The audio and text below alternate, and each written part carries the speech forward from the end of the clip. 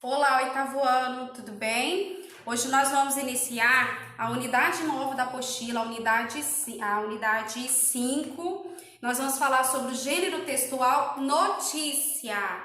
Vocês já estudaram notícia lá no sexto ano, com certeza estudou também lá nos anos iniciais, mas agora nós vamos rever as características delas. Quando a gente fala de notícia, o que vem na sua cabeça?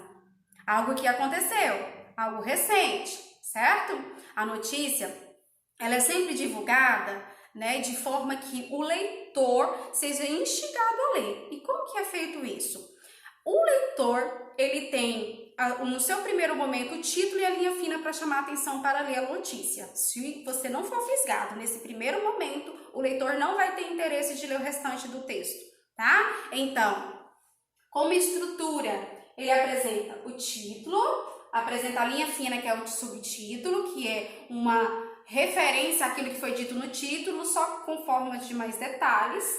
Tem também o lead, que geralmente é o primeiro parágrafo da notícia, que apresenta as principais características, o que aconteceu, como aconteceu, onde aconteceu, por que aconteceu e com quem aconteceu. E no restante da notícia nós chamamos de corpo do texto. A notícia tem como principal objetivo, divulgar um acontecimento recente. É um texto objetivo, pois não apresenta opinião de quem escreve. É um texto atual, geralmente sua linguagem é formal. E a linguagem da notícia, além de ser formal, ela tem que trazer informações verídicas. Ninguém escreve aquilo que não tem certeza. O jornalista, ele tem que pesquisar, ele tem que descobrir, ele tem que ir a fundo, ele tem que entrevistar para depois sentar e escrever a sua notícia. É algo muito sério divulgar uma notícia por aí. Existem muitas fake news, Tem aqui na plataforma de vocês um joguinho para vocês testarem se vocês sabem a diferença entre notícia verdadeira e fake news. Existem muitas notícias que circulam por aí que enganam as pessoas e brincam com coisas sérias, com doenças sérias, Mas por que os sites fazem isso? Porque eles querem publicidade. O site que divulga o fake news, ele está querendo publicidade, ele está querendo que a pessoa que tem aquela doença ou aquele problema vá lá dar visibilidade ao seu espaço, tá? Quando a gente iniciar a nossa apostila, vai ter a primeira página que nós vamos trabalhar aí, com a notícia na página 29, traz estampado aí o jornal impresso do Globo. Lembre-se, a notícia ela traz, se ela for divulgada no jornal impresso, ela vai trazer a manchete, que a principal informação vai vir em destaque. Qual é a manchete dessa notícia? Prefeitura do Rio tem 300 obras paradas.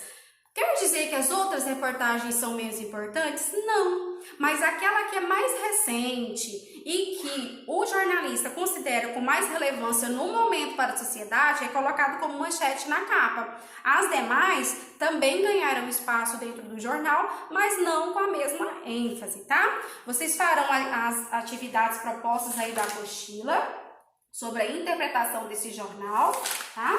E depois nós vamos falar um pouquinho sobre o tipo de discurso direto e indireto que pode haver dentro de uma notícia.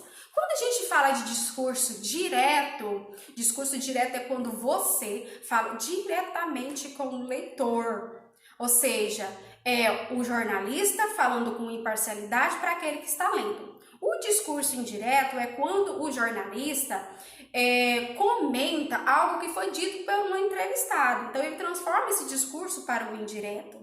Não é ele diretamente falando, vai ser a transcrição daquilo que outra pessoa disse, tá? Tem um quadradinho aí na página 36 falando um pouquinho sobre esse discurso. Olha um exemplo, no discurso direto.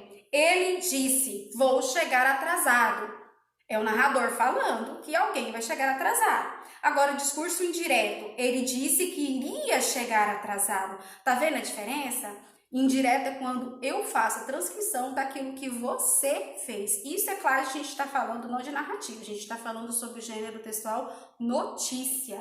Quando o jornalista ele quer passar credibilidade para os seus leitores, ele faz entrevistas e depois isso pode ser transcrito para a notícia publicada, tá bom? Então faça as atividades propostas sobre as notícias. Tem 2 notícias aí para vocês compararem.